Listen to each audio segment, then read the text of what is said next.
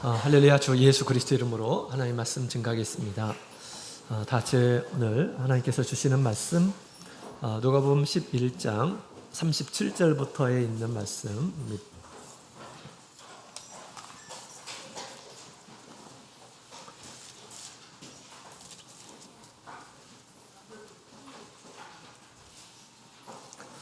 누가복음 11장 우리 37절부터에 있는 말씀을 같이 보시겠습니다. 마지막 우리 54절까지 있는데요. 우리 한 구절씩 교독을 하도록 하겠습니다. 37절 예수께서 말씀하실 때 한 바리새인이 자기와 함께 점심 잡수시기를 청함으로 들어가 앉으셨더니 잡수시기 전에 손 씻지 아니하는 이 바리새인이 되고 이상이 되는지라. 주께서 이르시되 너희 바리새인은 지금 잔과 대접의 겉은 깨끗이 하나 너희 속인즉 탐욕과 악독이 가득하도다. 어리석은 자들아 밖을 한 것입니다. 오직 그 안에 있는 것으로 구제하라. 그리하면 모든 것이 너희에게 깨끗하리라. 아이솔저 너희 바리새인 박하와 모든 채소의 11조를 드리되 공의와 하나님께 대한 사랑은 버리라. 그러나 이것도 행하고 저것도 버리지 않아야 할지니라. 화 있을진저 너희 바리새인이여 너희가 회당의 높은 자리와 시장에서 문안 받는 것을 기뻐하는도다. 모든 같아서 그 일을 받는 사람이 알지 못하느니라. 한 율법사가 예수께 대답하여 가로되 선생님 이렇게 말씀하시니 우리까지 모욕하심이니이다.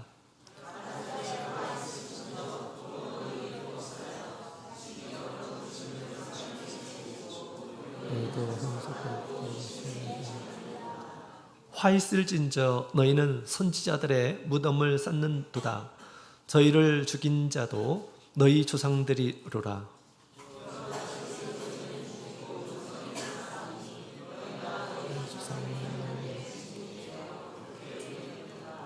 이러므로 하나님의 지혜가 일렀으되 내가 선지자와 사도들을 너희에게 보내리니 그 중에 더러는 죽이며 또 핍박하리라 하였으니 이 세대가 곧 아벨의 피로부터 제단과 성전 사이에서 죽임을 당한 사가랴의 피까지 하리라. 내가 너희에게 이르노니 과연 이 세대가 담당하리라. 할쓸진저 너희 율법사여 너가 지식의 쇠를 가져가 너도 들어가지 않고 또 들어오고자 하는 자도 하느니라 하시니라. 거기서 나오실 때 서기관과 바리새인들이 맹렬히 달라붙어 여러 가지 일로 힐문하고 그 입에서 나오는 것을 잡고자 하여 목을 지키더라. 아멘. 할렐루야. 네, 반갑습니다. 오늘 거룩한 안식일 하나님의 집에 오신 모든 성도님들 주님의 이름으로 환영하고요. 주님께서 안식일 큰 축복이 여러분의 심령 가운데 있길 원합니다. 오늘부터 우리 그 전성도 우리 찬양 연습을 이렇게 하기 시작했죠. 우리 찬양 연습은 단순히 그냥 연습 발표하기 위해서 하는 것이 아니고요. 이것이 우리의 신앙의 고백이 되었으면 좋겠습니다. 우리 하나님 앞에서 우리가 부를 때마다 하나님 제가 이런 신앙을 갖게 해주시옵소서. 이런 마음으로 하나님께 영광을 돌렸으면 좋겠습니다. 자, 오늘 본문의 말씀을 근거해서 우리 화 있을진저라는 그런 말씀을 함께 나누도록 하겠습니다. 제가 한 교회를 이렇게 부임해가지고 이제 목회를 하는 가운데 이런 일이 있었습니다. 그때는 이제 추석이 이제 끝난 지 얼마 되지 않은 그런 상황이었습니다. 한 여집사님께서 목자님, 우리 한 가정에 좀 신방 좀 하죠 라고 그렇게 얘기하시더라고요. 그래서 신방을 했습니다.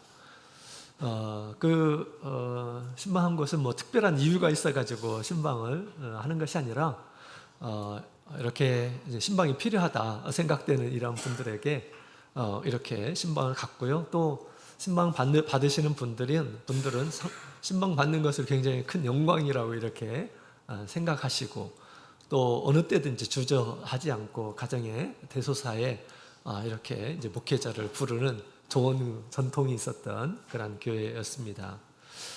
그래서 이제 가서 예배를 드리고 또 그 가정에 필요한 것이 무엇인지 또 어떤 문제가 있는지 확인하고 또 말씀을 준비해서 갑니다. 또 하나님의 은혜가 그 가정에 임하도록 이렇게 가서 말씀을 증거하죠. 또 기도합니다.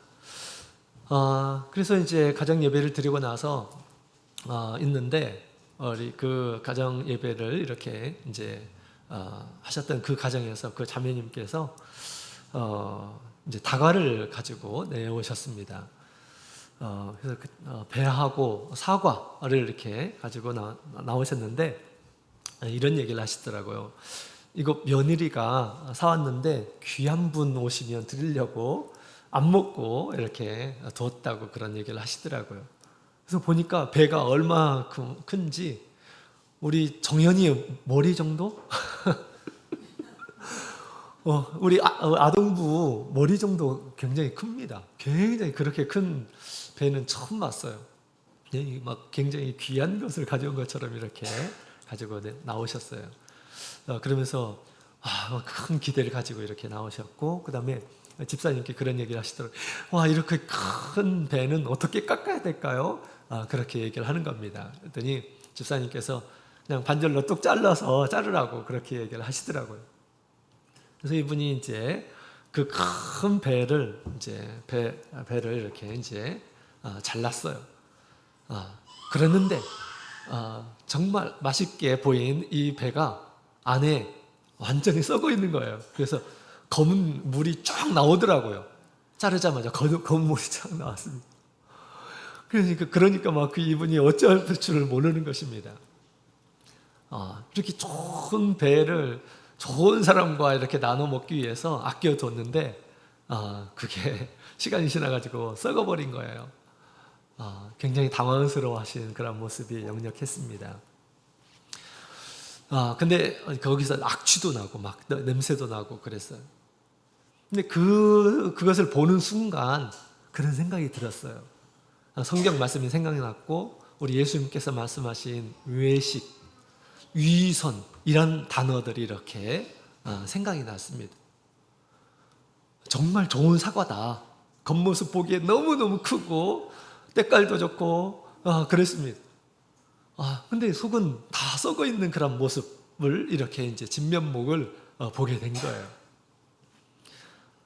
그래서 이것을 보면서 예수님께서 왜 외식하는 이러한 사람들, 위선자들을 왜 이렇게 싫어했는지 그것이 좀 느껴졌습니다.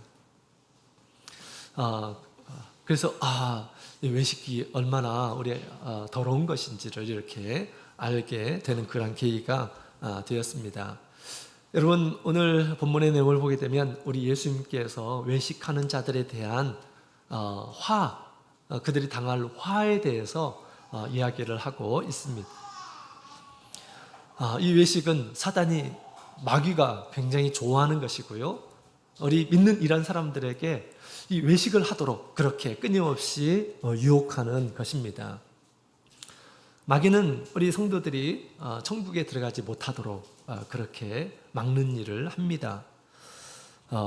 사단은 우리가 기도하는 것과 또 성경 읽는 것, 교회 가는 것, 봉사하는 것들을 이렇게 싫어해요. 그런데 그것을 이루지 못하게 되면 어떤 방법을 쓰느냐? 마지막 수단이 바로 외식, 신앙의 어떤 외식이 빠지도록 하는 그런 방법을 쓴다라는 것입니다. 그래서 기도하되 외식으로 기도하게 하고, 봉사하되 외식으로 봉사하게 하고, 성경도 외식으로 보게 하고, 그렇게 하는 것이죠. 거기에 만족하도록 그렇게 하는 것입니다.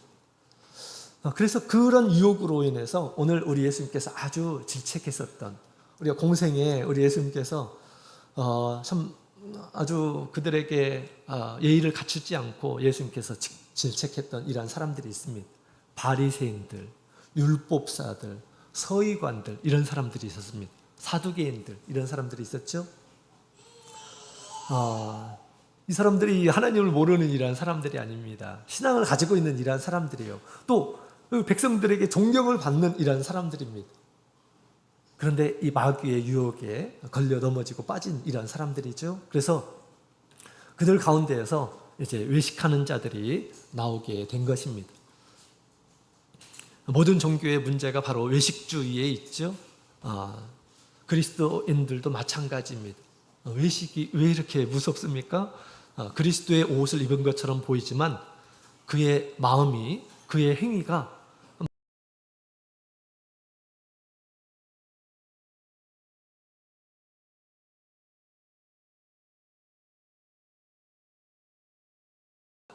라고 그렇게 이야기하고 있습니다. 구름이 있으면 비가 와야 되잖아요. 비가 없어요. 비가 없이 그냥 구름만 있어요. 비가 필요한데 이처럼 우리 하나님의 은혜는 없고 신앙의 모습만 있는 것 같은 그런 모습. 또 우리 개울에는 뭐가 있어야 될까요? 물이 흘러야 되잖아요. 물이 하나도 없는 그런 개울과 같다라고 그렇게 얘기합니다. 정작 있어야 될 것은 없고 그냥 겉모습만 있는 그런 모습을 이렇게 표현하고 있습니다. 마치 이것은 영국 배우가 연기하는 것 같아요. 왕복을 입고 막 쩌렁쩌렁하는 그런 목소리 위험스럽게 얘기하다가 나중에 어떻게 합니까? 그 모든 것을 다 벗고 초라한 모습으로 그렇게 있는 것들, 이것이 바로 위선적인 외식적인 그러한 모습이라 이렇게 얘기할 수가 있습니다. 우리 하나님은 우리의 마음과 우리의 겉을 감찰하시는 그런 분이십니다. 우리 예수님께서는 외식하는 그런 신앙을 무척 싫어하십니다. 그래서 오늘 우리 예수님께서 이제 좋은 말로 예수님께서 그들에게 말씀하지 않습니다. 아주 듣기 모욕적인 말씀을 이렇게 하시고 화 있을진저 라고 그렇게 말씀하시기까지 하죠. 칼을 대고 우리 예수님께서 수술하시는 것입니다. 마지막 경고의 메시지들을 그들에게 얘기하시는 것이죠. 오늘 학기는 우리가 믿음 생활을 할 때 그러한 유혹에 빠지지 않도록 우리가 힘을 써야 되겠습니다. 그래서 오늘 이 시간에 외식이 뭐가 외식인가? 외식이 낱낱이 고발이 되고 또 우리 심령에 외식의 씨가 남지 않기를 간절히 소망하면서 우리 하나님 앞에 온전한 그런 신앙생활을 할 수 있도록 하나님께 간절히 간구하며 말씀을 받았으면 좋겠습니다. 외식의 정체를 알고 또 외식을 경계하고 또 외식을 부끄러울 줄 아는 그런 신앙을 갖는 우리 모든 성도님들이 되시기를 원합니다. 자, 지난 시간에 이 시대를 악한 시대다라고 그렇게 규정을 했죠. 그래서 악한 시대의 특징은 세 가지를 우리 예수님께서 말씀하셨습니다. 복을 받지 못하는 그런 세대이며 또 표적을 늘 구하는 그런 세대이며 또 하나님의 뜻에 대해서 무지한 세대다라고 그렇게 얘기했죠. 이런 시대, 그런 세대에서 우리는 벗어나야 되겠습니다. 그 바벨론에서 빠져나와야겠습니다. 악한 시대의 사람들과 동화되어서는 절대 안 됩니다. 악한 시대의 사람들은 어떻게 될까요? 마지막에 하나님의 진노를 받게 되는 것입니다. 노아 시대에 우리 하나님께서 큰 재앙으로 믿지 않는 이러한 사람들, 악한 그런 시대를 심판한 것처럼 주님께서 말세의 이 시대를 주님께서 심판하고자 하시는 것입니다. 그 하나님의 진노에 임하지 않도록 우리가 악한 세대 사람들을 본받아서는 절대 안 되겠습니다. 그런데 우리가 약한 시대의 사람들과 더불어서 살아가고 있어요. 더불어서 살아가기 때문에 우리가 잘못하게 되면 그들의 어떤 모습을 우리가 본받을 수가 있습니다. 영향을 받게 될 수가 있어요. 우리 신앙 가운데 그런 모습이 우리 가운데 들어올 수 있다는 것입니다. 그렇게 될 때 어떻게 될까요? 우리도 악한 세대의 사람들로 드러나게 될 것이고 또한 우리 신앙적으로 보게 되면 외식적인 그런 신앙을 가진 이란 사람처럼 우리 예수 옆에 드러나게 될 것입니다. 그렇다면 어떻게 될까요? 마지막에 하나님의 진노를 받게 될 것이다 라고 우리 예수님께서 오늘 말씀을 통해서 또 그 시대에 살아가고 있는 예수님 보시기에 외식적인 신앙 생활을 하고 있는 그들에게 우리 예수님께서 경고한 것처럼 이 시대도 똑같이 우리 악한 시대에 영향을 받고 사는 이런 사람들은 우리 예수님 앞에 정말 그러한 판단을 받고 심판을 받게 될 것입니다. 이건 다른 사람에 대해서 얘기하는 것이 아니에요. 나의 신앙에 대해서 우리 예수님께서 경각심을 갖게 하기 위해서 지금 이 말씀을 하고 있는 것이죠. 그래서 우리 믿는 자에게도 화가 있을 것임을 얘기하고 있습니다. 외식적인 신앙을 가진 이런 사람들에게는 화가 있을 것이다 라고 말씀하셨습니다. 그래서 오늘 말씀은 굉장히 중요한 그런 말씀이죠.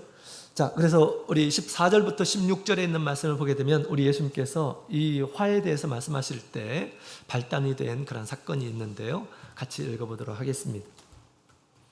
14절부터 우리 14절이 아니군요. 이 37절부터 41절까지 있는 말씀을 같이 읽어보도록 하겠습니다. 시작.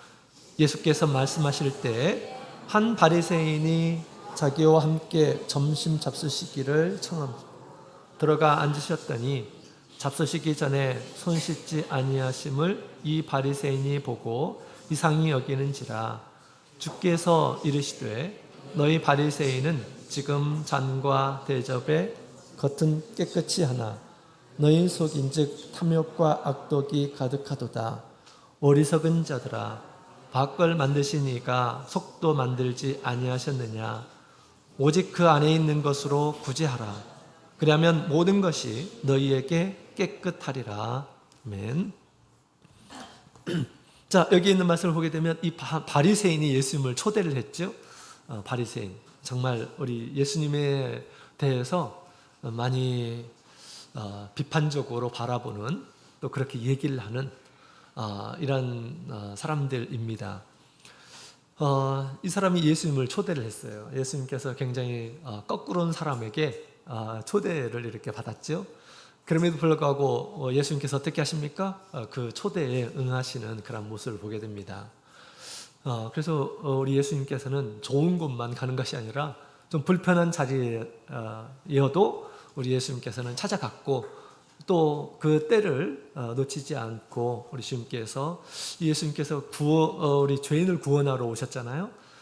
그래서 그 때를 또 기회 삼아서 진리의 말씀을 이렇게 들려주시는 것을 보게 됩니다.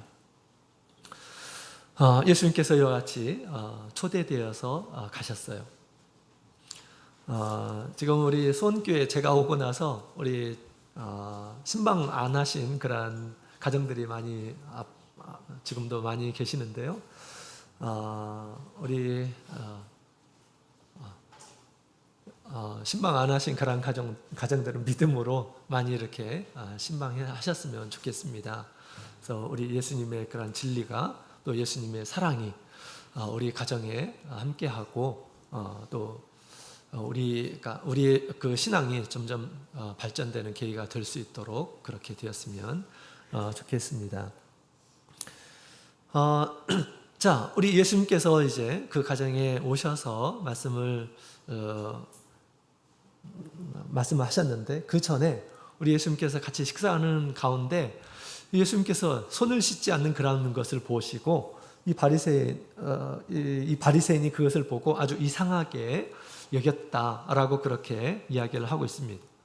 밥 먹기 전에 손 씻는 것은 뭐 당연한 거죠. 근데 또 때로는 우리 손을 안 씻을 수도 있는 것이죠, 그죠?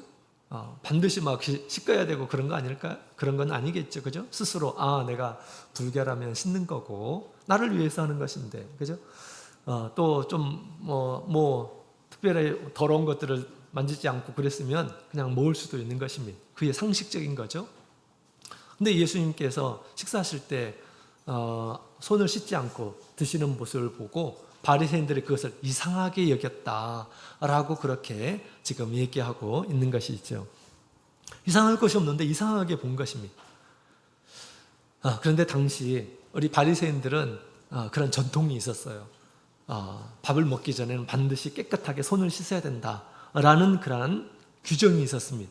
장로들의 유전이었죠. 그래서 이제 밥을 먹기 전에 깨끗이 손을 씻고 밥을 먹어야 됐고, 뿐만 아니라 이제 성전에 들어갈 때, 그다음에 그 그 밖에서 집에 들어올 때, 이런 때도 손을 이렇게 깨끗하게 씻는 의식을 이렇게 하도록 했던 것입니다. 이것은 뭐 성경에 있는 것이 아니에요. 성경에 뭐 밖에 나갔다가 집에 들어올 때 깨끗이 씻어라 이런 말씀은 없잖아요, 그죠? 근데 이 바리새인들은 그것을 만들어냈어요. 규정들을 만들어냈어요. 나름대로. 그러면서 그것을 행하지 않으면 부정한 사람이다 라고 이렇게 여겼던 것입니다. 그래서 이상하게 보는 것입니다. 물론 그것들은 우리 성경의 말씀을 또 근거해서 나름대로 규정을 만들어놨죠. 뭐냐면 우리 성서에 보면 물두멍이라고 하는 것이 있어요. 제사장들이 성소 안에 들어가려면 반드시 이 물두멍에 손을 깨끗이, 또 온몸을 깨끗이 하고 들어가는 그런 규정을 하나님께서 주셨습니다. 왜 그럴까요? 그들은 끊임없이 재물들을 이렇게 잡기 때문에 피가 묻을 수가 있어요. 손에 묻을 수가 있고 옷에 묻을 수가 있고 그렇습니다.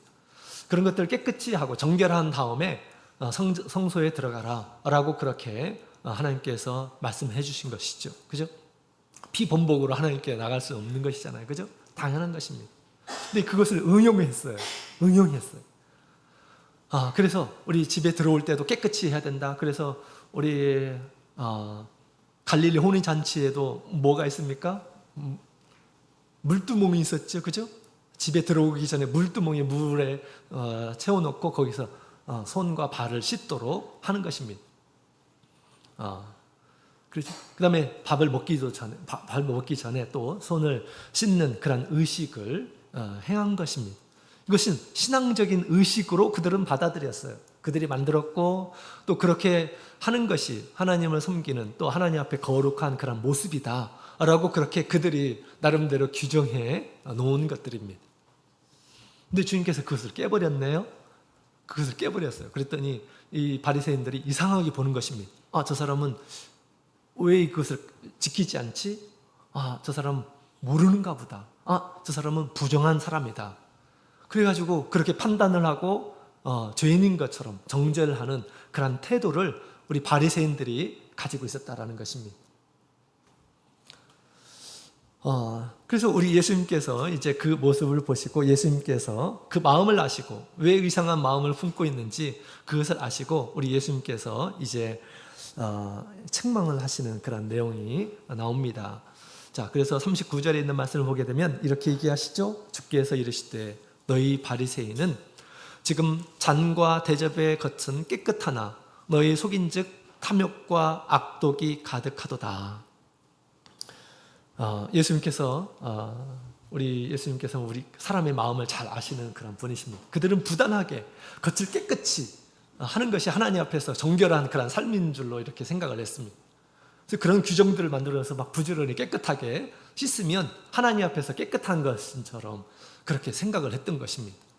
그러나 예수님께서는 그 겉을 보시는 것이 아니라 뭘 보신다고요? 속을 보고 계신다. 마음을 보고 계신다라고 그렇게 지금 얘기하고 있습니다. 그들이 마치 깨끗한 일한 사람처럼, 거룩한 일한 사람처럼 행세를 하고 그렇게 규정을 지키고 있지만 우리 주님께서 그 마음을 보니까 더러움이 가득하더라는 것입니다. 마음속에 더러움이 가득해요.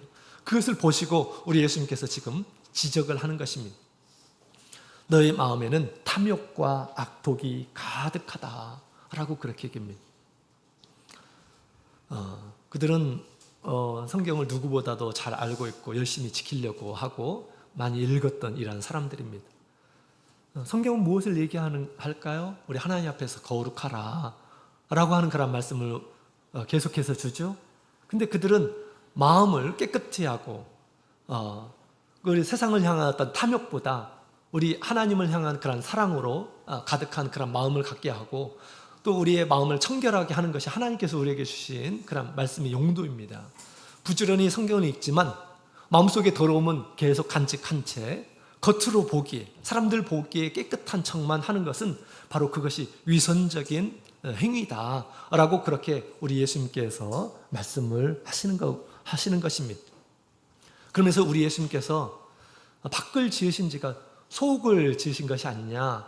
너희가 속에 있는 것으로 겉에 있는 것을 구제하라 라고 그렇게 예수님께서 말씀하셨습니다. 무슨 말씀일까요? 우리 겉으로 나오는 것은 다 속에서 나오는 것들이죠. 그렇기 때문에 우리 주님께서 마음에 있는 것을 더 신경 써라 라고 그렇게 말씀하시는 것입니다. 마음을 청결히 하고 마음의 탐욕들을 제하고 하는 그 일에 더 신경을 쓰라 라고 예수님께서 요구하고 있는 것을 보게 됩니다. 왜? 하나님은 마음을 보시는 분이시기 때문에, 하나님은 중심을 보고 계시는 것이기 때문에 우리 예수님께서 그렇게 교훈을 하셨습니다. 자, 또 구체적으로 우리 바리새인들은 어떤 방면에 있어서 그들은 위선적인, 외식적인 그러한 신앙의 모습을 가지고 있었을까요? 성경은 그렇게 얘기하지 않는데 그들이 믿음 생활 이렇게 하는 가운데 점점점 그것이 고착화되는 그런 모습을 갖게 되었어요. 위선적인 그런 신앙의 모습을 갖게 되었습니다. 바리새인들, 오늘 보면 바리새인이 나오고 율법사들이 나와요. 바리새인들은 백성들에게 존경을 받는 이러한 사람들입니다. 바리새인들은 스스로 신앙의 어른이다 라고 자칭했던 이러한 사람들이에요. 바리새인 파가 있었어요. 열심히 하나님의 말씀을 지키는 그래서 그 가르침도 받고 점점점 이제 백성들에게도 존경을 받고 백성들을 가르치는 이런 랍비들이 많이 나왔던 것이죠. 그 다음에 율법사들도 나옵니다. 그 뒤에 보면, 그죠? 율법사는 뭡니까?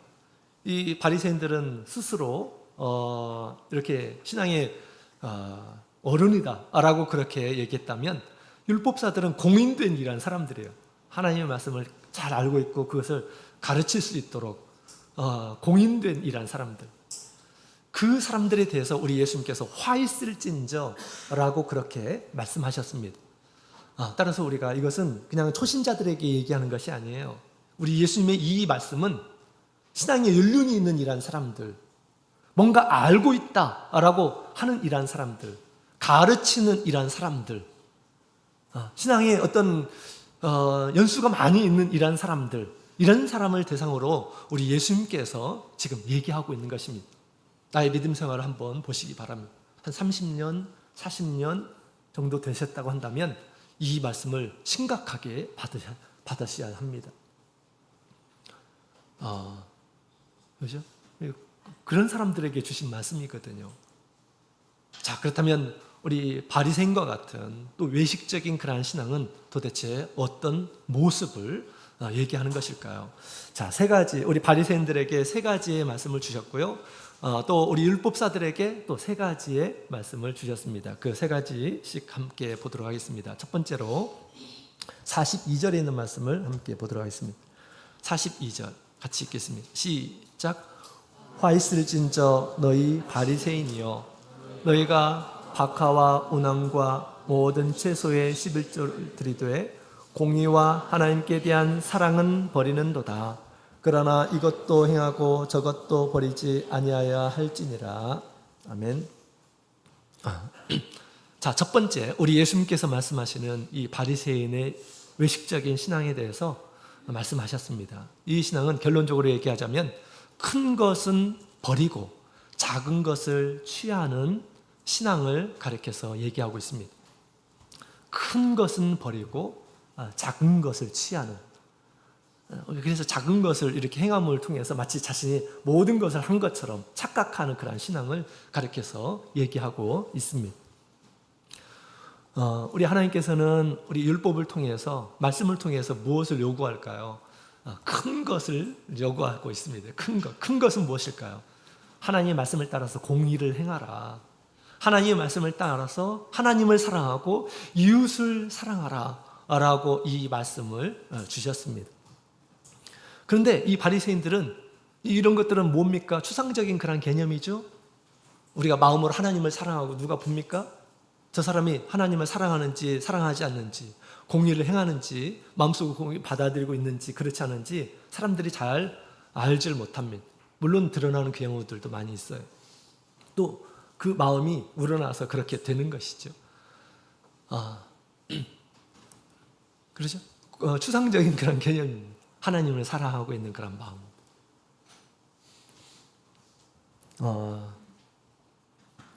바리새인들은 그런 것들을 이렇게 추구하기보다 보이는 것들에 대해서 굉장히 관심을 가졌던 이러한 사람들이었습니다. 그래서 보이는 것, 그래서 그 작은 것, 이제 11조에 대한 그런 부분에 대해서 우리 예수님께서 예를 들어서 얘기해 주고 있죠. 너희가 박하와 온양과 모든 채소의 11조는 드리되 공의와 하나님에 대한 사랑은 버렸다 라고 그렇게 이야기하고 있습니다. 11조 이것은 뭡니까? 사람들에게 다 드러내요. 또 내가 얘기할 수가 있습니다. 그렇죠? 이것들은 열심인데 공의를 지키고 공의가 무엇입니까? 하나님의 모든 말씀이 있죠. 십계명에 있는 내용들이 다 공의예요. 십계명에 있는 말씀들이 다 공의. 하나님을 사랑하고자 하는 그런 마음, 하나님의 말씀을 지키는 그런 마음, 이런 것들은 별로 신경 쓰지 않습니다. 별로 신경을 쓰지 않았다라는 거죠. 그러면서 밖으로 드러나는 거에 굉장히 신경을 썼다라는 것입니다. 박하, 온양, 채소의 11조는 아주 철두철미하게 이렇게 지켰다라는 것입니다. 그래서 여기서 말하고 있는 것은 아주 사소한 것들을 얘기하는 거예요. 그래서 음식의 향료로 사용하고 있는 것들이죠. 박하, 온양, 그 다음에 채소, 여러 가지 채소에 대해서도 반드시 10분의 1을 하나님께 드려야 된다라고 이렇게 강조를 하고, 그런 사람은 하나님 앞에 아주 정확한 이러한 사람이고 할 걸 다 한 사람처럼 이렇게 취급을 하였다라는 것입니다. 또 스스로도 그렇게 생각을 했다라는 것입니다. 하나님께서 요구하시는 공의, 하나님께서 요구하시는 그런 사랑, 하나님을 사랑하고 사람을 사랑하는 그런 마음들은 오간데 없고 그냥 그런 나타내기식의 그런 행위만이 그들에게 있었음을 우리 예수님께서 지적을 하고 있습니다. 예수님께서 선한 사마리아인의 비유를 이렇게 하셨어요. 그래서 정말 도움이 필요한 이런 사람들이 있었는데 우리 제사장, 레위인들은 지나치고 여러 가지 변명을 대면서 지나치고 사마리아 사람이 그를 이렇게 도와준 그런 얘기를 우리 예수님께서 하셨죠. 그래서 열심히 그들이 신앙생활을 했지만 내용이 다 빠져 있어요. 하나님의 말씀을 철두철미하게 마음속으로 지키고 또 하나님을 사랑하는 그런 마음이 가득하고, 그런 것이 아니라 세상을 향한 그런 탐욕, 하나님의 말씀보다, 하나님보다 막 세상을 좋아하는 그런 마음이 가득하고 있어요. 이런 것들이 죄를 만들어내잖아요. 그죠? 이런 것들을 버리라. 성경은 그렇게 얘기를 하고 있습니다.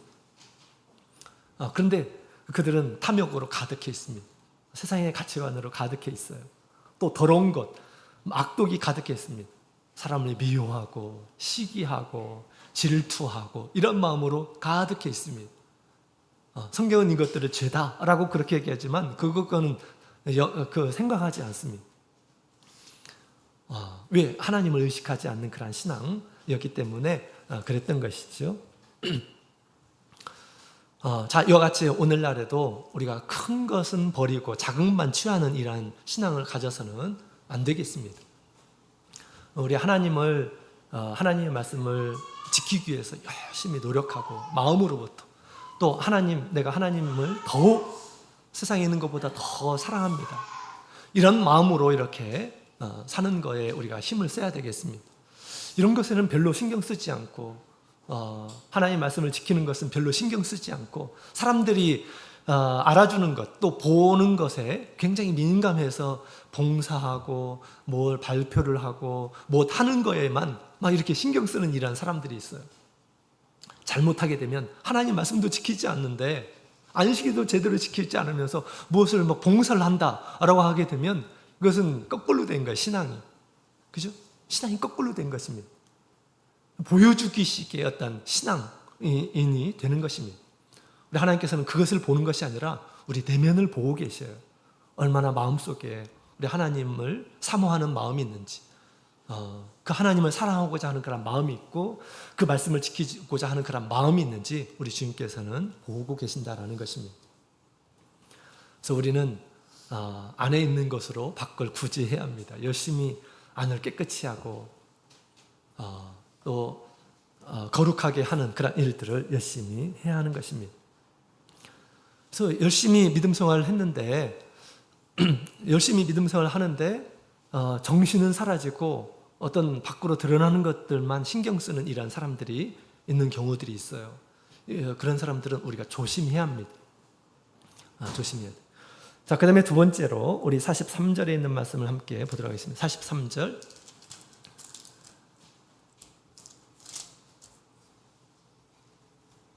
같이 읽겠습니다. 시작.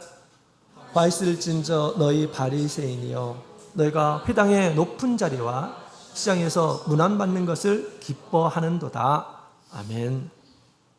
두 번째로 이 바리새인들의 이 외식된 그런 신앙은 높아지려는 마음으로 가득한 신앙이다라고 그렇게 말할 수가 있습니다. 우리 예수님께서 지금 그것을 지적하고 있죠. 그들의 마음을 훤히 내다보고 계시는 것입니다. 높은 자리를 좋아한다. 사람들에게 먼저 인사받고 하는 것들을 좋아한다. 라고 그렇게 이야기를 하고 있는 것입니다. 스스로 자신을 높이고 존경받는 그런 자리에 서고 싶은 그런 마음, 사람들에게 인정받고 싶어 하는 그런 마음이 그들에게 강했다라고 그렇게 이야기를 하고 있는 것입니다. 하나님의 말씀을 열심히 배우고 하나님의 말씀대로 살려고 노력하는 이런 것들은 참 좋죠. 근데 그것이 다른 사람들은 그렇게 살지 못하고 내가 그렇게 살고 있기 때문에 내가 다른 사람들에게 존경받는 그런 이유야 라고 그렇게 우리가 착각을 해서는 안 된다라는 것입니다. 우리 예수를 믿는 이런 사람들은 높은 마음을 우리가 가져서는 안 되겠죠. 누구를 높여야 될까요? 우리는 하나님만을 높이는 이러한 사람이 되어야 되고 우리 예수님만을 높이는 이러한 사람이 되어야겠다라고 하는 것입니다. 우리의 높은 마음, 또 나의 어떤 그 자기 자신의 어떤 자기를 존귀하게 여기고자 하는 그런 마음, 그런 마음들 때문에 하나님을 부정하고 부인하고 하나님의 말씀을 지키지 않고 죄를 범하고 그런 것입니다. 우리 예수님께서는 우리를 위해서 그 높은 마음을 위해서 우리 예수님께서는 철저히 낮아지시고 우리를 위해서 죽으신 그런 분이십니다. 그래서 자기를 높이는 이런 사람들은 사실은 정말 어리석은 이런 사람입니다. 우리 예수님께서도 하나님의 나라에서 어떤 자가 높은 자이냐 예수님께서 가르쳐 주셨죠. 자기를 낮추는 자가 높은 자다라고 그렇게 말씀하셨습니다. 모든 사람을 섬기는 자가 높은 자다라고 그렇게 우리 예수님께서는 말씀하셨어요.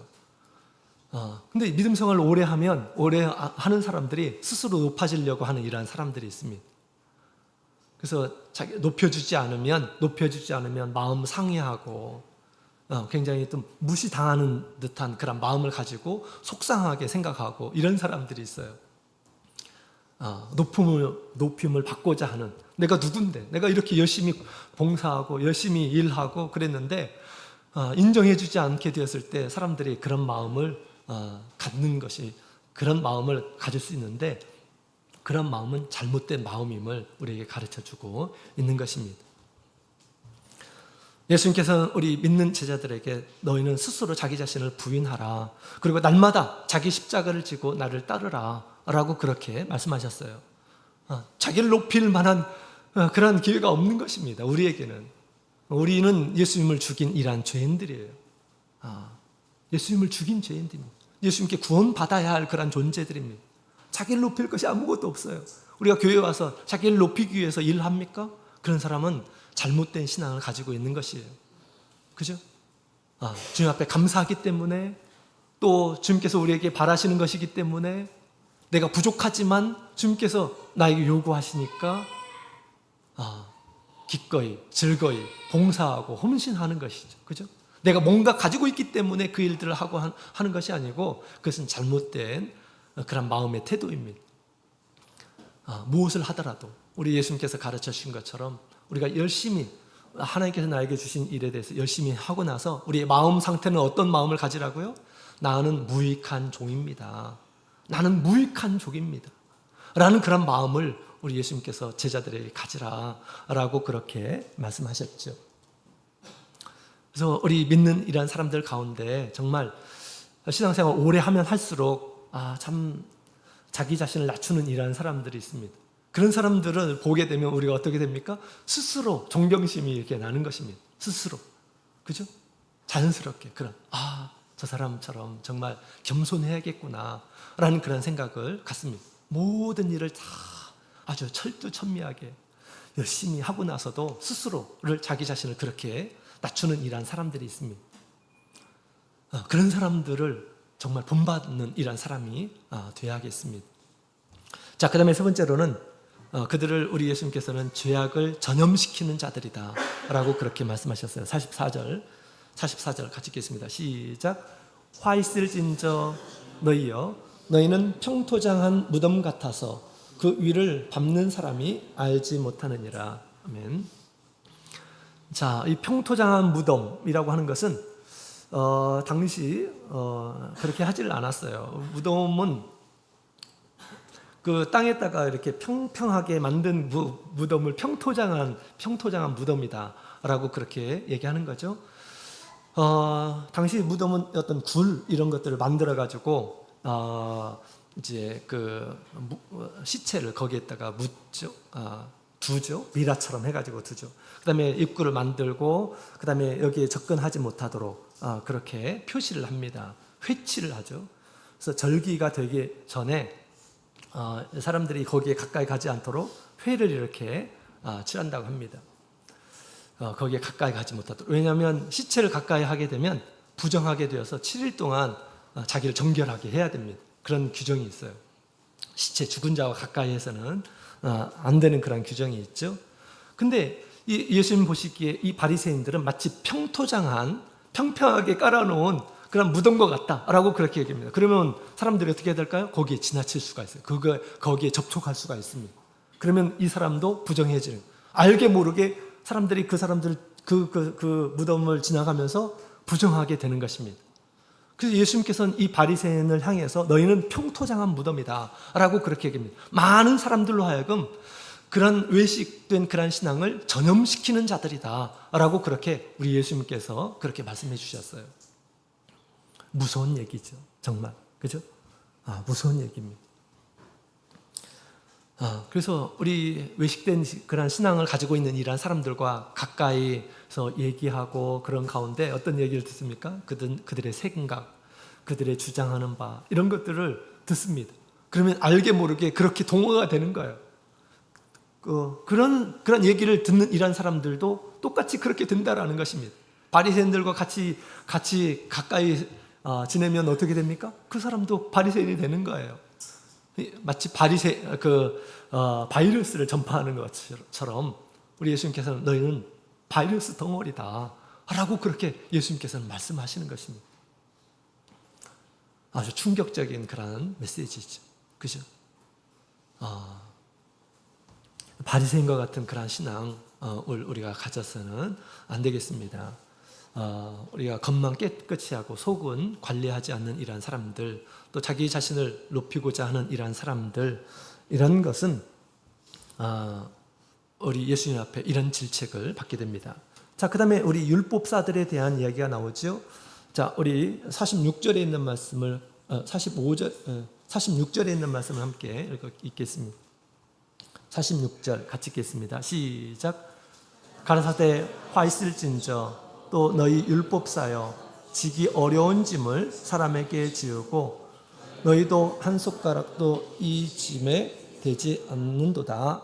아멘. 자, 여기 있는 말씀을 보게 되면 바리새인들은 전문적으로 가르치는 이러한 사람들이에요.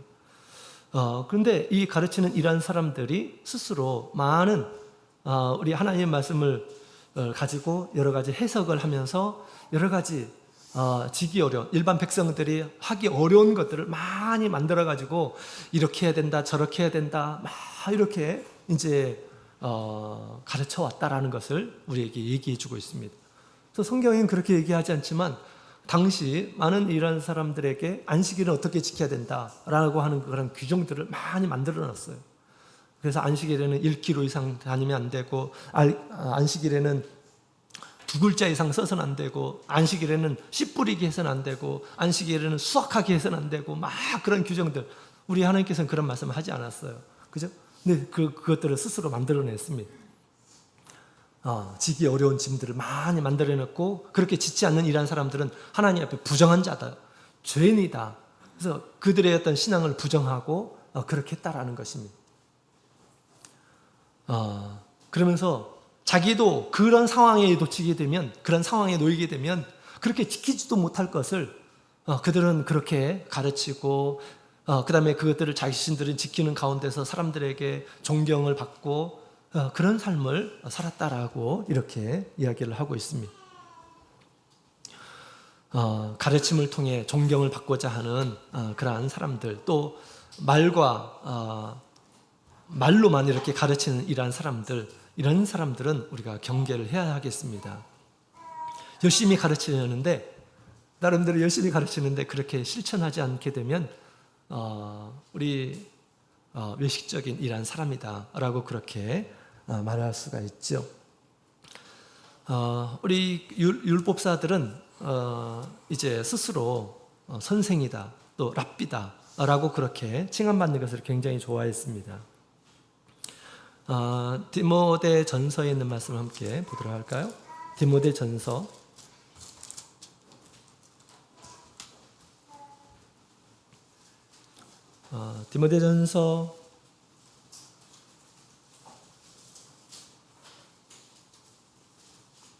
1장 우리 5절부터 7절까지, 디모데전서 1장 5절부터 7절까지 있는 말씀을 같이 읽겠습니다. 시작. 경계의 목적은 청결한 마음과 선한 양심과 거짓이 없는 믿음으로 나는 사랑이언을 사람들이 이에서 벗어나 헛된 말에 빠져 율법의 선생이 되려 하나 자기의 말하는 것이나 자기의 확증하는 것도 깨닫지 못하는도다. 아멘. 우리 바울 사도가 우리 디모데에게 하나님께서 왜 하나님의 말씀을 주셨는지를 얘기해 주고 있습니다. 그것은 우리 하나님의 말씀을 보면서 믿음을 갖게 하게 하기 위해서, 그리고 그 믿음으로 거짓 없는 사랑을 실천하게 하기 위해서 하나님께서 말씀을 주신 것이다 라고 그렇게 이야기하고 있습니다. 그런데 많은 이런 사람들이 율법을 가지고 선생이 되려고 하는 그런 경향이 있다라고 그렇게 이야기를 하고 있죠. 율법의 선생이 되려 하나 자기의 말하는 것이나 자기의 확증하는 것도 깨닫지 못한다라고 그렇게 얘기합니다. 율법을 통해서, 그 지식을 통해서 조금 더 알고 사람들의 가르침을 주어서 존경을 받고자 하는, 율법을 주신 우리 하나님의 어떤 의도를 깡그리 무시하고 율법을 가지고 자기의 어떤 세상의 그 유익의 도구로 활용하는 이러한 사람들이 많다라고 그렇게 이야기를 하고 있습니다. 바로 율법사가 그런 사람들이에요. 자기는 지키지 못하면서, 자기가 그런 상황이 되면 지키지도 못하는 이런 것들을 막 이렇게 가르치고 똑똑한 척하고 많이 율법에 대해서 세부적으로 하나님을 섬기는 그런 방법에 대해서 막 얘기를 하고 그런 겁니다. 그래서 선생이 되고자 하는 이러한 사람들이 있었다라고 그렇게 얘기하는 것이죠. 자, 우리는 그런 사람이 되어서는 안 되겠죠, 그죠? 우리가 할 수 있는 것, 내가 하고 있는 것을 우리가 가르쳐야 되는 것입니다. 또한 우리가 그것을 얘기했다고 한다면 나도 그것을 지켜가면서 하나님의 뜻을 이루어야 되겠죠. 성경을 많이 알고 있다라고 하는 것은 무엇일까요? 하나님 앞에 더 많은 외식함을 범할 수가 있어요. 하나님께서 요구하는 것이 엄청난데 그것을 알면서도 행하지 않고 아주 작은 것을 지켰다고 해서 마치 다 지킨 것처럼 착각을 하고 하는 이러한 사람들이 있습니다. 그것은 외식하는 그런 신앙이에요. 하나님 말씀을 알면 알수록 더 하나님 앞에 낮아지고 하나님 앞에 죄송하고 그런 마음이 가득한 것이 정상적인 그런 모습이에요. 그러나 가르치는 것을 가지고 사람들에게 칭찬을 받고 존경을 받고 하는 것들은, 이것은 세상적인 마음이에요. 세상적인 마음. 세상적으로 사람들이 막 선생님이다, 전문가다라고 하면 좋지 않습니까? 그죠? 그것을 좋아하지 않습니까? 그러기 위해서 사람들이 많은 것들을, 세상에 있는 지식들을 배우고 다른 사람이 갖지 않는 것들을 막 가지려고 노력을 하고 그런 거 아니겠습니까? 그죠? 우리 교회 안에서 그런 마음을 갖는 것은 세상적인 마음에 불과한 것입니다. 그죠? 율법사들은 말씀을 가르치는 이러한 사람들입니다.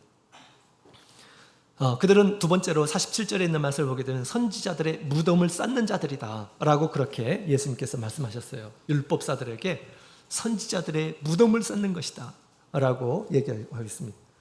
선지자들의 무덤이 있죠. 그 무덤에 더 많은 것을 쌓는다라는 것입니다. 더 크게 쌓는다라는 것입니다. 율법사들은 그런 사람들이다 라고 예수님께서 말씀하셨어요. 여러분, 이 선지자들은 어떻게 해서 죽었을까요? 많은 선지자들이, 하나님께서 보내신 참 선지자들이 어떻게 해서 죽었을까요? 예수님께서 그 예를 말씀하고 있죠. 아벨이 왜 죽었는가? 또 여호야다의 아들 스가랴가 왜 죽었는가에 대해서 얘기하고 있습니다. 악한 자들로 인해서 죽게 됩니다. 그죠? 가인이 아벨을 돌로 쳐서 죽이잖아요. 그죠? 자기보다 더 낫기 때문에, 자기가 형이에요. 자기가 형이고, 근데 우리 하나님께서 그를 더 좋아하고 더 의로운 모습으로 보이니까 질투하는 마음, 악한 마음으로 그 사람을 죽였던 것이죠. 여호야다의 아들 스가랴는 왜 죽었습니까? 그 당시 거짓 선지자들로 인해서 죽었어요. 거짓 선지자들은 왕의 비리 붙어가지고 지금 좋은 호의호강하는, 또 사람들에게 많은 존경을 받고 있는 이러한 사람들입니다. 근데 참 선지자가 출연해서 뭐라고 합니까? 그 거짓 선지자들의 거짓에 대해서 낱낱하게 고발을 하고 그러죠. 책망을 하고 그렇습니다. 그 거짓 선지자들이 그것을 보고 견디지를 못했어요. 자기를 무시하는 그 선지자의 말을 견디지를 못했어요. 그래서 제단과 또 성전 사이에서 우리 돌로 쳐서 스가랴를 죽였다라고 그렇게 얘기합니다. 선지자를 죽인 자들이 누굽니까? 그들의 조상이다. 율법사들의 너희들의 조상이다라고 그렇게 얘기하는 것입니다. 그래서 그들은 말씀에 대한 어떤 특권이 있었어요. 말씀에 대한 어떤 굉장히 큰 자부심이 있었습니다. 그래서 말씀을 이렇게 전할 때 말씀에 대해서 반박하고 그 말씀에 대해서 또 이의를 제기하고 그럴 때 그것을 용납하지 않았습니다. 자기들의 어떤 것들을 부정하는 이러한 사람들은 하나님을 부정하는 이러한 사람처럼 이렇게 여기고요. 그 사람들은 자기가 가지고 있는 모든 것을 동원해서 매몰시켰다라는 것입니다.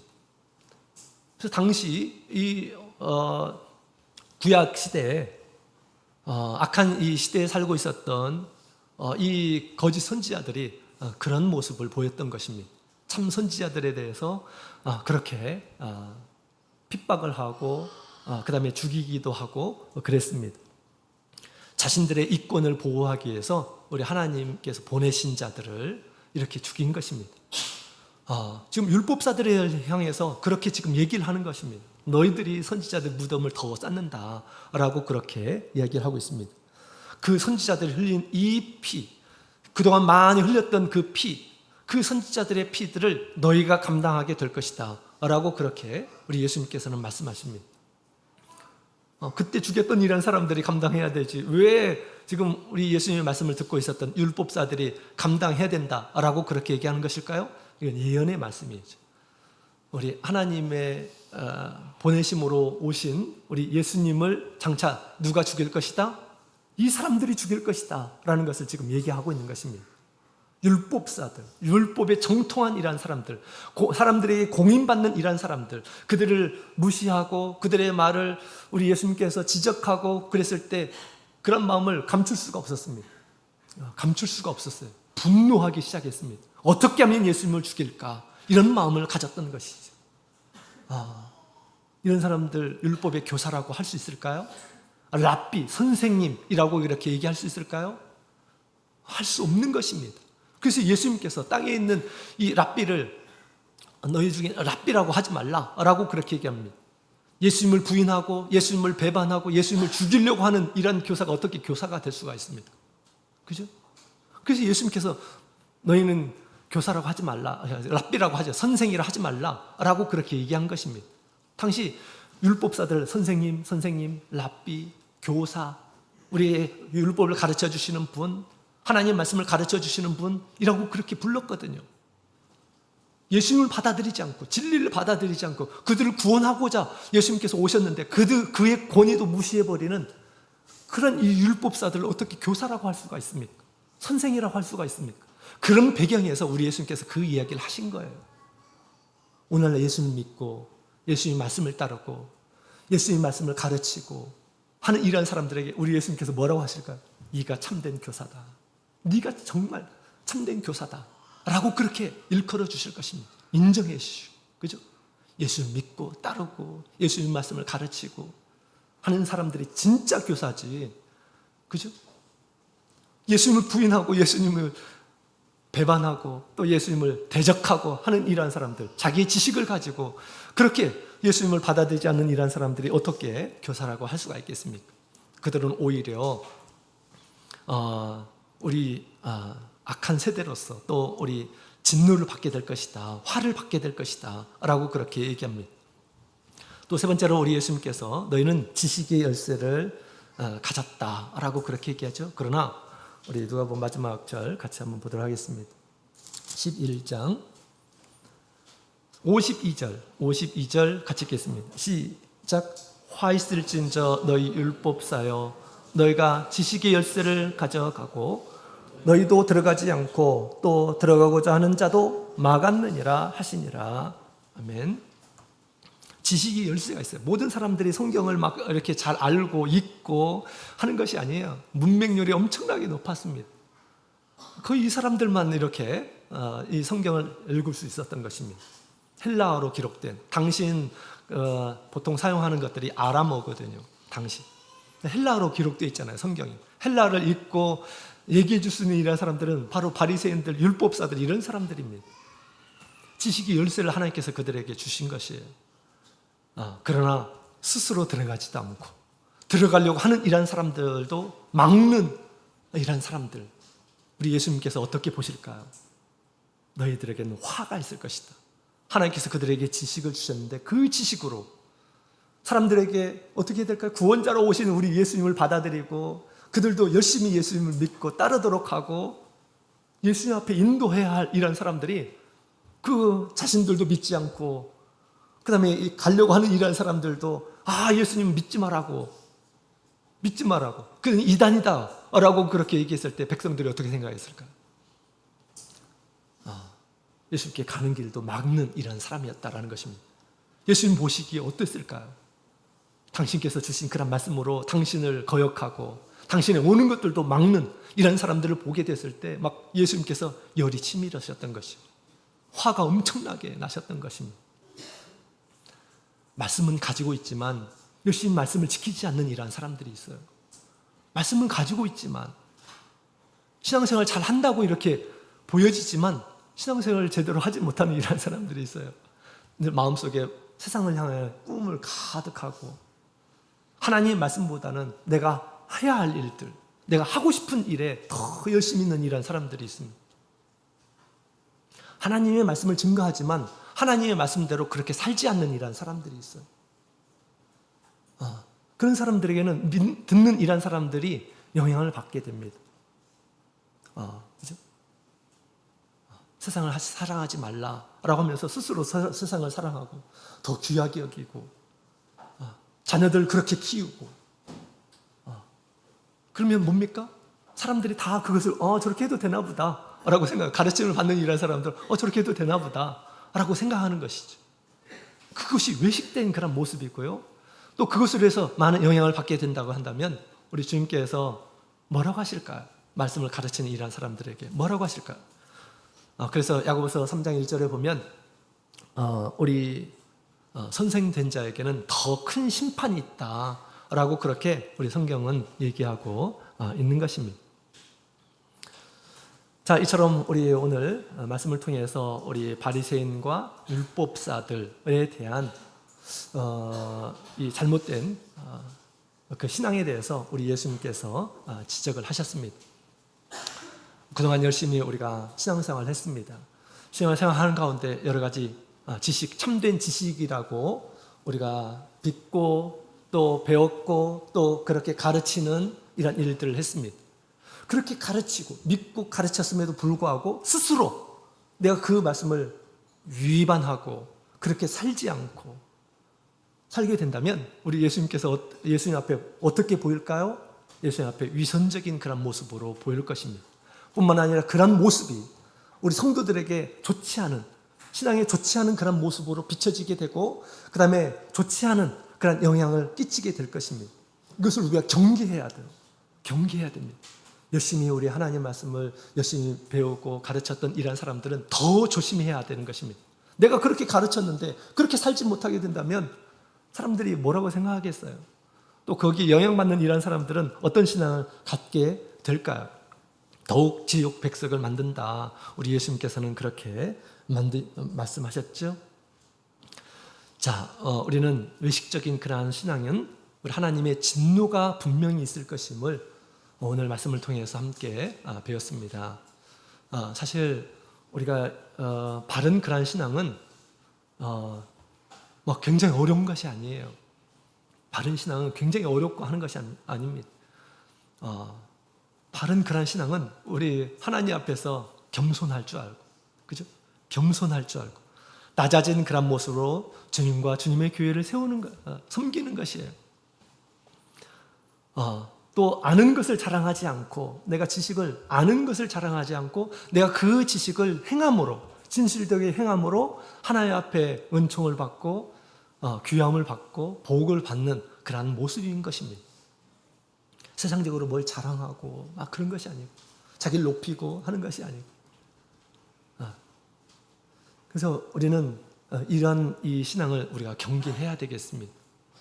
자기가 얼마나 부족한지 늘 말씀을 통해서 깨닫는 이러한 사람들, 또 우리 예수님의 십자가 앞에서 나는 얼마나 부족한 이러한 사람인지 내가 얼마나 낮아져야 될지를 늘 깨닫고 주님께 감사하며 또 주님만을 높이며 주님의 뜻에 순종하는 이러한 사람들이 바로 올바른 신앙을 가진 이러한 사람들일 것입니다.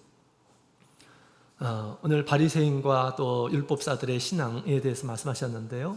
이러한 신앙을 가진 이러한 사람들이 있습니다. 그런 사람들처럼 우리가 살아서는 안 되겠죠. 그 다음에 또 그런 이제 외식적인 그러한 신앙에 대해서 우리가 주의해야 되겠죠, 그죠? 그런 사람들이 이렇게 보이게 되면 그런 사람도 있을 수, 예수님께서 말씀하시죠. 그런 사람이 있다고 하잖아요, 그죠? 조심해야겠구나, 조심해야겠구나라는 그런 생각을 가져야 되겠습니다. 우리 신앙생활 열심히 하면 할수록 더욱 낮아지는 그런 모습으로 주님을 섬기고 또 더욱 주님의 말씀을 철저하게 마음에서부터 지키고자 하는 그런 마음이 우리 성도들에게 큰 덕을 끼치고요. 또 주님께서 인정할 만한 그런 모습이라 그렇게 생각이 됩니다. 우리 한 사람 한 사람이 주님 앞에 바른 모습으로 영광을 돌리는 수원교회 모든 성도님들이 되시기를 원합니다. 다 같이 묵도 드리겠습니다.